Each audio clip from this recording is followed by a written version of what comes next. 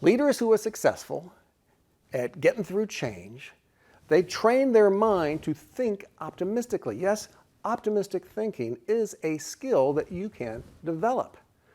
And some of us are born with it a little bit more naturally, and others of us have to really work at it. I'll tell you what, one of my kids, he was a natural optimist, way beyond what his dad was. My little kid, he comes to me when he's 6 years old. See if you guys can relate to this. He comes to me when he's 6 years old, and he goes, "Dad, I want to play ice hockey." Now, I say, "Son, we live in North Carolina. There is no ice hockey here." And he says, "I want to play ice hockey." I said, "Son, you've never been on ice skates." "I want to play ice hockey." He'd been watching these movies, Mighty Ducks or something. He'd never been on ice skates, never seen a hockey game except in the movies, but he insisted he wanted to play. I looked around. There was no ice hockey. This kid couldn't remember his last name, but he'd ask me every few weeks. So I looked around. I found roller hockey. I went to him and said, "Hey, want roller hockey?" He says, "No, I want ice hockey." I'm like, "Ay, ay, ay." 2 years go by. He's now 8. Think about it. That's a third of his life has gone by. But he's passionate about finding this opportunity that he can see in his head to play hockey. And I see in our paper, youth ice hockey signups. So I sign him up. We go to the first practice. I say, this is going to be a disaster because I couldn't even get the equipment on him. And I'm feeling like a failure as a dad. But then I watched him step on the ice for the first time in his life and skate away. How did he do that? He believed he could do that. If you guys believe you can get through this difficult time, you will. You know the old saying, whether you believe you can or you can't, you're going to be right. So train yourself to think optimistically. And we have to do that because as a psychologist, little psychology here for you, our brains are trained to see negative stuff.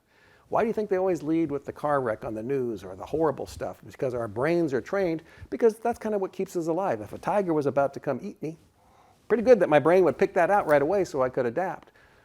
But we don't have a lot of tigers, but we create tigers in our mind. And we have to train ourselves to be just a little bit more positive. So practice thinking optimistically. Research shows that optimists, they tend to run towards the problems, not away. They tend to enjoy the challenge, those sorts of things. Number 2, I'm going to encourage you, let's take optimism one notch up. And I want you to think about practicing courageous optimism.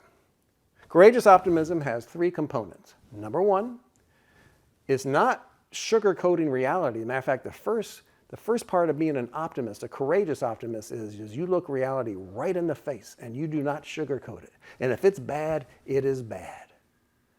Number 2, you dare to believe the future can be better, even if it looks like the chances are slim. And then number 3, believing's not enough. It's a starting point, but you've got to act on your convictions. You have to have the courage to act. You go back and look at World War II, Winston Churchill, he was the only thing between us and Hitler. We weren't ready to fight the war, and Churchill would go out to his country and say, it's very, very bad. A lot of us are going to die, but we're going to fight them on the beaches. We're going to fight them in the air. And he would give this message of courageous optimism. More recent example. Some of you might remember this from a couple of years ago. There was a soccer team of kids in Thailand a couple of years ago, a couple of summers ago, about 10, 11, 12-year-old kids. And after practice, their coach took them into a local cave that people would like to explore. Well, a monsoon out of the blue came down while they were in the cave. The cave flooded. They had to retreat 2.5 miles into the cave, ended up on a rocky ledge, no light, almost no food, and nobody knew they were there. The chances of survival were just about nil. However, they had a coach who was courageously optimistic. Because how easy would it have been for him to give up? No, he knew the chances were slim, but he also knew there's a chance the future could be better, they could be rescued, and he was going to do everything he could to make that happen. He took some risk. He got in the water, tried to swim around, tried to find a way out. He couldn't.